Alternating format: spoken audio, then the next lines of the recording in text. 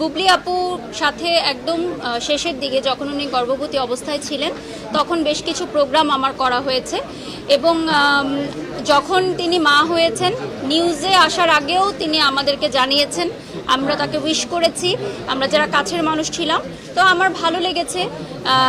আমি এটুকু শুনেছি যে ওনার কন্যা সন্তানের একটা ইচ্ছা ছিল, তো সেই ইচ্ছাটা পূরণ হয়েছে বাবা মার। তো এটা আমার কাছে ভালো লেগেছে। কন্যা সন্তান একটি আশীর্বাদের মতো, সৌভাগ্য বয়ে নিয়ে আনে। তো আমিও এটাই মনে করি যে ওনার জীবনে কন্যা সন্তান সৌভাগ্য বয়ে আনবে।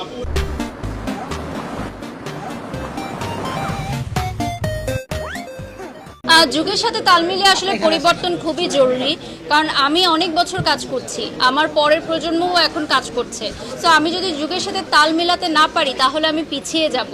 So as a brand promoter আমি সবসময় সচেতন থাকি যে কিভাবে নিজেকে আপ টু দি মার্ক রাখা যায় আমার কাজের ক্ষেত্রে, আমাকে শারীরিকভাবে মানসিকভাবে সুস্থ রাখার ক্ষেত্রে। তো আমি নিজেকে অনেক মেনটেন করি, আমি নিজের উপর অনেক ইনভেস্ট করি।